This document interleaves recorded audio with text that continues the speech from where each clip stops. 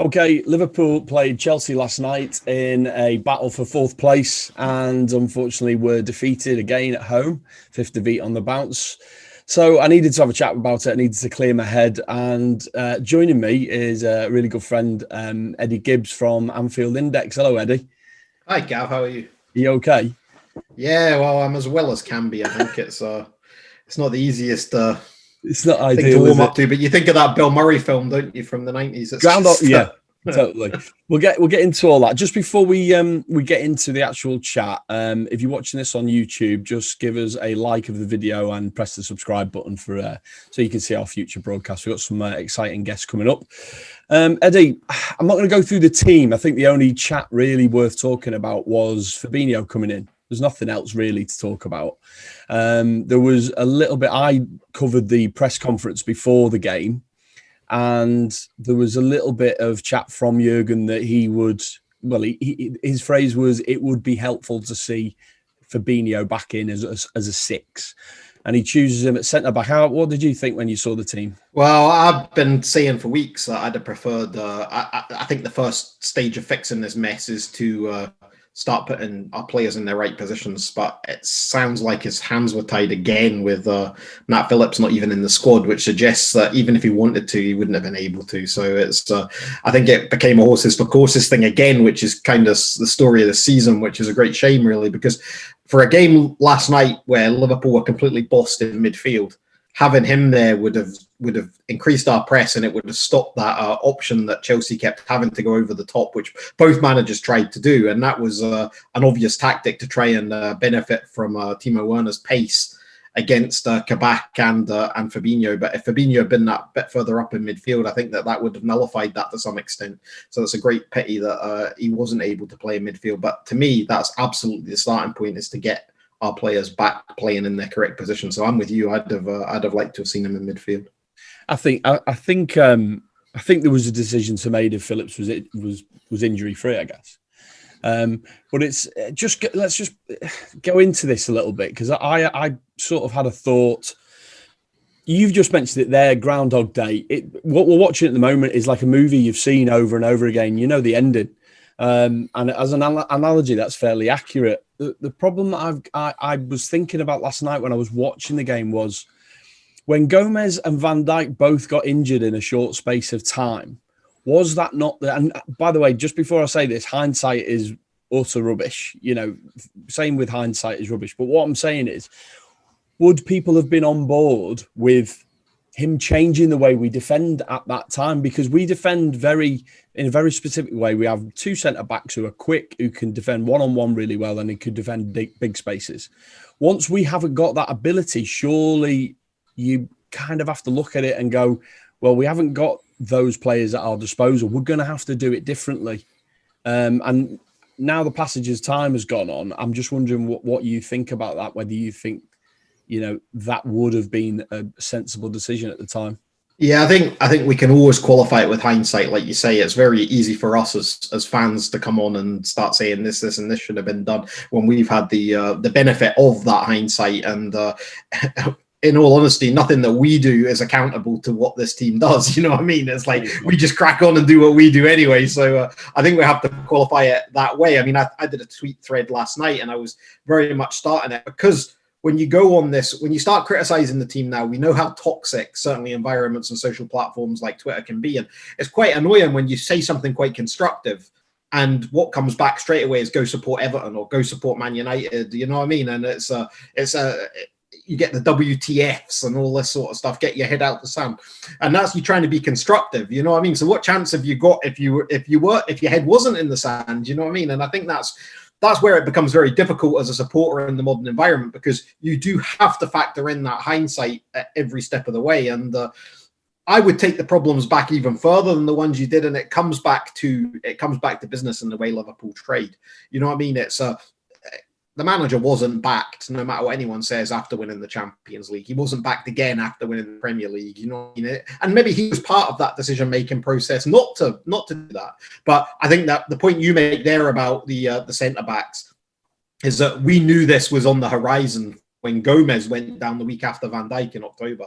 And I'm absolutely adamant that something should have been done, and I said it all along. This isn't hindsight. This is something that I said as a supporter watching from the outside with as little information as I have to make these decisions. I would have had your two centre-halves lined up on the 1st of January. And if that meant the summer plans were impacted, then so be it, because we're now in this conundrum of not knowing whether to stick or twist with top four. And that should never have been the case. We should have strengthened from a position of strength. Yeah. We were top of the league at Christmas. I mean, that's hard to fathom. How could we be top? We're 8 points clear of Man City, and now we're 20 odd behind. You know what I mean? The drop-off is absolutely cataclysmic, and to have not done something to strengthen from a position of strength, Liverpool's mantra going back to all those glory years, is a massive oversight in my thing. And it was because Jurgen Klopp and the players were overachieving. Clearly, they were overachieving through November, December after those injuries. Their head of steam, if you like, from the glory of the past 2 years, from the psychology of the players, is what drove them to be top of the league at Christmas. And now we see the fall off. So to answer your question in a very roundabout and long-winded way, yes, we should absolutely have had centre-backs lined up to allow Liverpool to keep playing the way that they were playing. Obviously, there's going to be a drop-off. You can't replace Virgil van Dijk. You know what I mean? It's just not possible. But that's not the sole reason. Liverpool could have carried on playing that high line if they'd gone and acquired centre-backs from a position of strength, perhaps had to overpay slightly for them and affect the summer plans, and done that in December so that it was ready to go on the 1st of January. Can I just counter you on two things that you've said there? One, you said that the owner should have backed Jurgen. I firmly believe that the season before he was happy with the squad and he didn't want to change it. He referenced Real Madrid and the fact that they hadn't made any signings and carried on winning. But last summer, the owners did back him, really. I mean, they went out and spent 40 odd million on Jota. I think the choice was, and reading between the lines, I've got no obvious inside knowledge, but the choice was you can either have Thiago or you can have a centre-back. And he's gone for Thiago.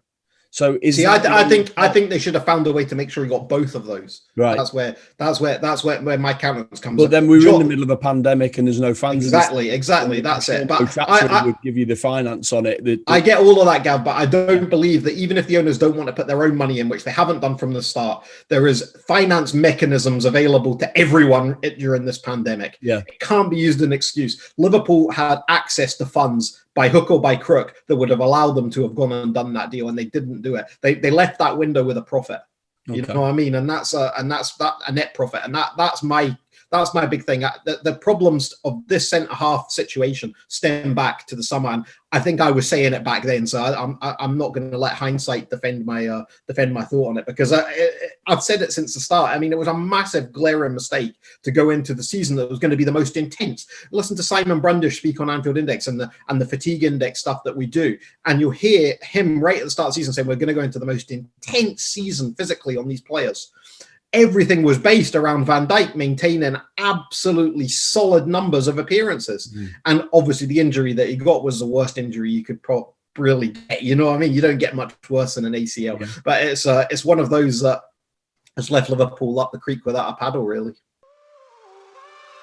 If you're enjoying this video so far, please show your support for the Kenn7 channel by subscribing, clicking the like button, and also clicking the notifications button as well to get future broadcasts.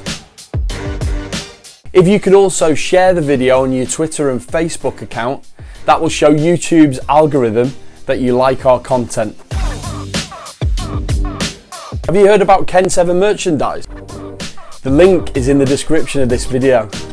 We have premium fanwear for fans covering Liverpool, Celtic and Scotland, and it's fanwear for young and old. So we have t-shirts, hoodies, sweatshirts, caps, mugs, you name it, we've got it. Just something else to remember, every purchase that is made on our website, we donate to the Marina Dalglish appeal.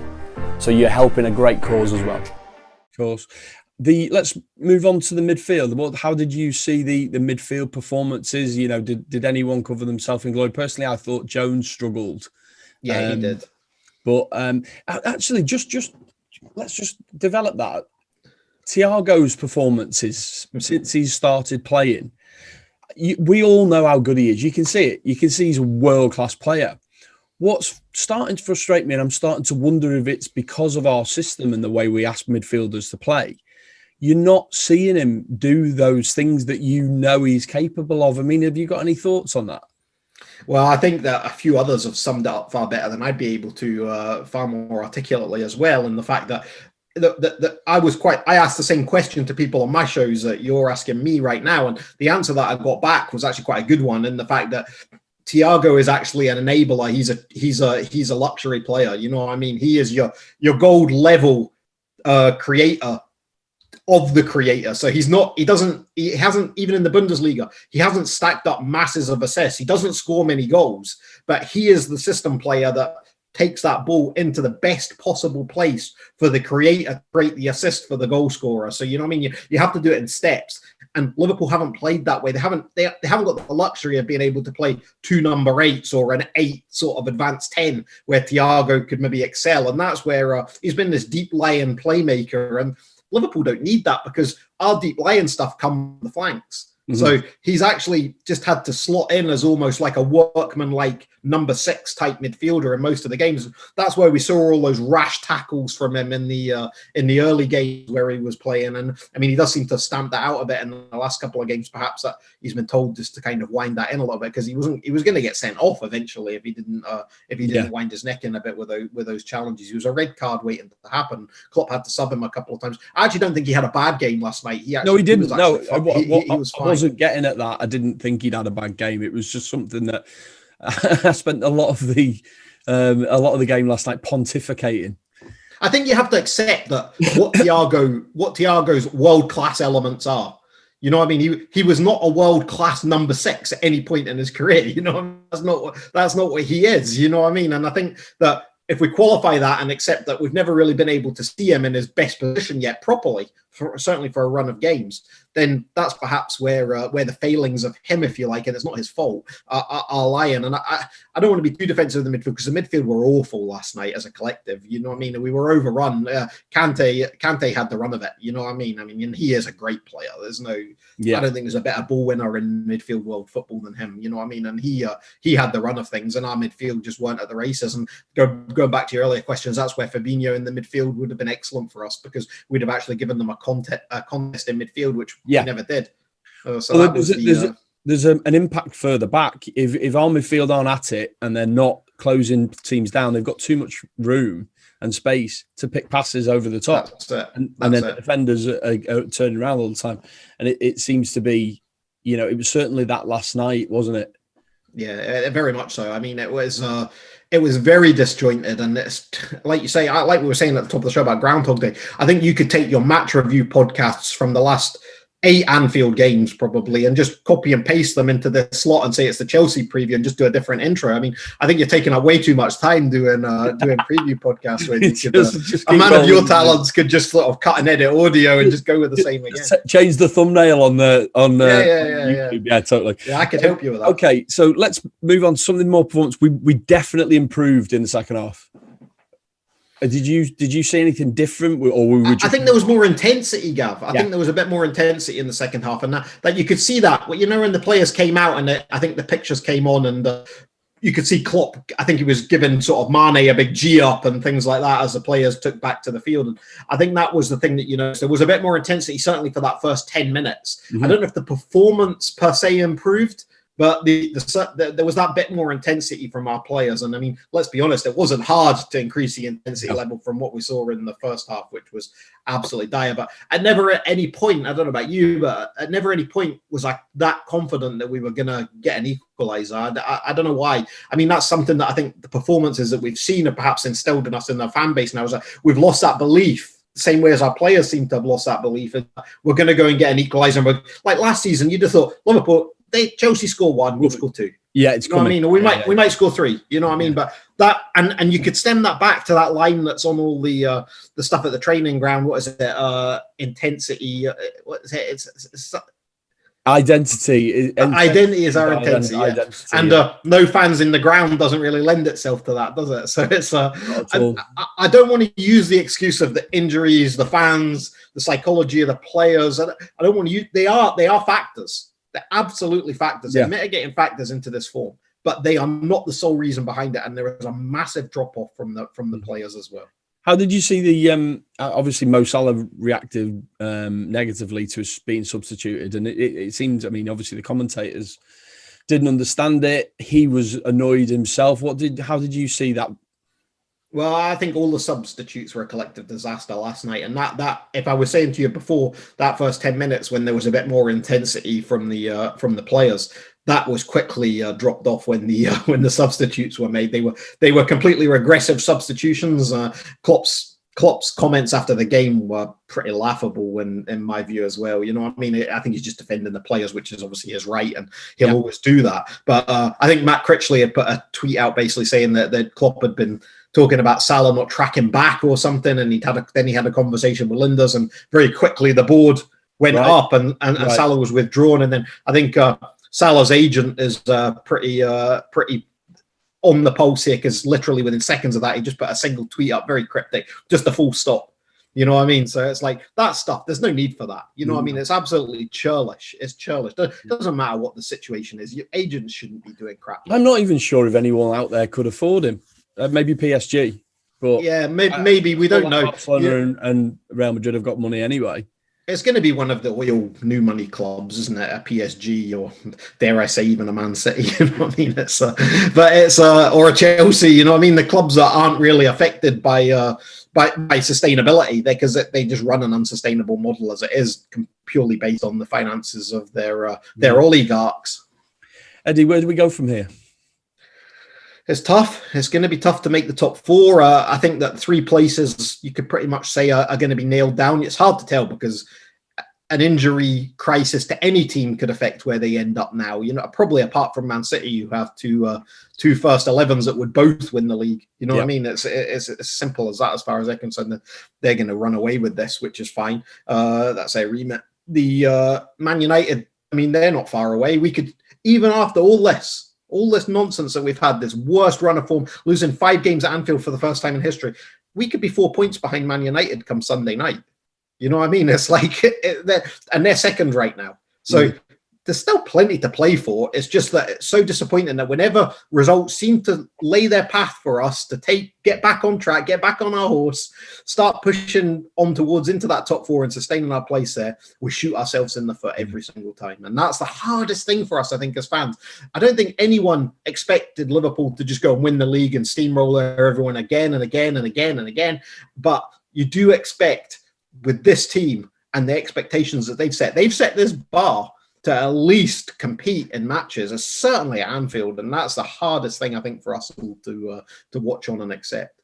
Has any of you on you have on your podcasts on Anfield Index, you have a lot of varied contributors. Has anyone drawn any comparisons towards Klopp's final season at Dortmund? Now, there is some stuff about that. There's an article actually, and I've not read it yet, so we'll just ask the watchers to perhaps go and look at it. If you have The Athletic, I think Raphael Honigstein's done a piece on that today, and he's actually written about how Klopp fixed it that time.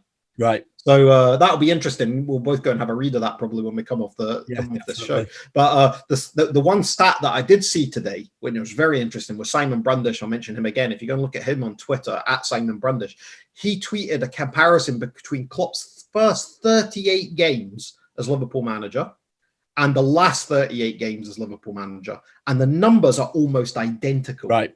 Which is incredible. Same amount of goals conceded, was about 50. A few more goals scored actually in this last 38 compared to the first 38. Right. So it shows you, and obviously there's a couple of factors that spring to mind straight away. Both of those were without Van Dijk for one. Yeah. And obviously the difference in this last 38 games to that first is that there's no fans in the stadiums. But none of us were on a downer particularly in that first 38 because we knew that Klopp was building something. Yeah. Whereas everyone's mindset now is that you're on a complete downer because of the highs that we've had, and we've just come crashing down. So I think that's quite an interesting stuff. I'm still not in a position to even start thinking about questioning the manager, though. That's just nonsense. Anyone that is there are some idiots doing it, but that's crazy. Yeah, that's just crazy. You know what I mean? I had it last night because I criticized on Twitter. I did a thread, and like I said to you at the start, I made a couple of constructive criticisms about perhaps the substitutions, which I've just spoke to you about. I didn't understand them. I don't understand how we've not tried at least to do something different with the front three. Like, for instance, that substitution last night. Roberto Firmino, God bless him, he doesn't score goals anymore. He just doesn't. You know what I mean? So why was the substitution? And we know why Klopp said because of some intensity thing with Mo Salah or whatever. And we don't know if he's in a red zone. It didn't look like it when Mo Salah came off. He was shaking his head. He didn't seem very happy. But what I had thought the natural substitution when you're bringing Diogo Jota back is to play him on the left, bring Mane to the right, and put Salah through the middle. Salah is the top goal scorer still in the Premier League, which is incredible. You know what I mean? It's hard to believe. So why not give that guy the most opportunity to score the goals by playing through the middle? And we never do that. Never at one point have we tried Shaqiri in the 10 and Salah and Mane up front. We've never tried anything. It just seems to be the same time and time again. Paul Dalgley said to me once, I think sometimes you have to give the players something else to think about, even if it's not what you want. It just keeps them fresh, their minds fresh.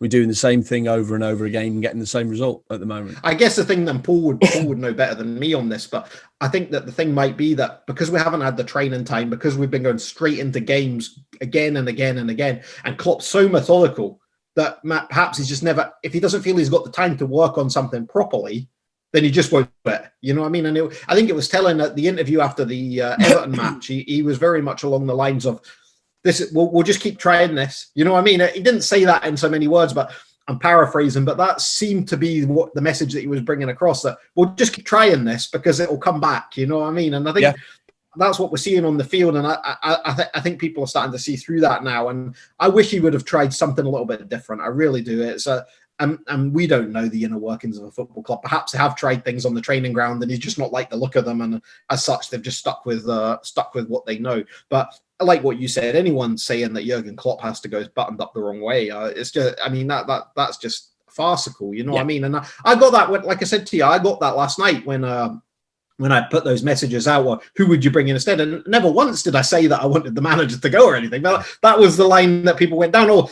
so you think it's time for Steven Gerrard? It's like, no, I'm happy with the manager I've got. You know what I mean? But that's the way people react to anything that's even constructively criticised of the manager. They just jump on that. Emotions are high, aren't they? Straight binary method. Yeah, of course. Listen, lovely stuff. Ed, what's you and the guys doing on Anfield Index at the moment?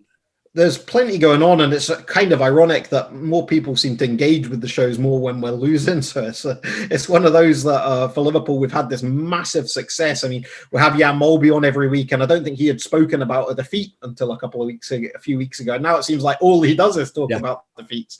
The stats guys on Under Pressure, obviously, they do their analytics after every game, and they're seeing some interesting trends like the one I mentioned to you there about Klopp stats in the first 38 and the second 38. So there's loads of cool stuff on there, and they take a deep dive on every match though. And it gets harder and harder for someone who likes to be positive to listen to these things, but you do it anyway out of duty. You feel it's something that you should do, and just like watching the games, Gav, almost. You know what I mean? It's like, I'm sure we could all find stuff a bit better to do with our lives right now than sit and watch some of this football that we're being served up. But we just live and learn and we crack on. So no, Anfield Index plodding away. We did some shows, obviously, certainly one show yesterday around Kenny turning 70. So that was good fun to. It was really good listen, actually. I enjoyed it a lot. Oh, thank you. It was something that I was keen to make sure we put together to do a bit of credit to the great man. And then I see he's joined Instagram yesterday as well. So Lauren was saying he's got on board with that. So that's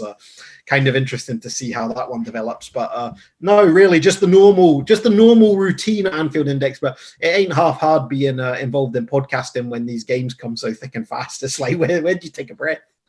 It's funny. I mean, I sometimes don't want to talk after a defeat. I don't want to talk about it. But me and Paul were talking last night, and I've got my head round everything by writing the season off, apart from the Champions League. That's the way I'm dealing with it at the moment.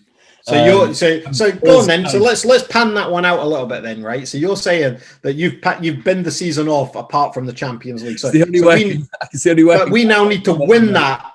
We now need to win that to get in the Champions League next year by your priorities. That's where all my energies are lying now. The Champions League. Oh, really? Well, that one being moved back to Hungary has got the Jetters going a bit.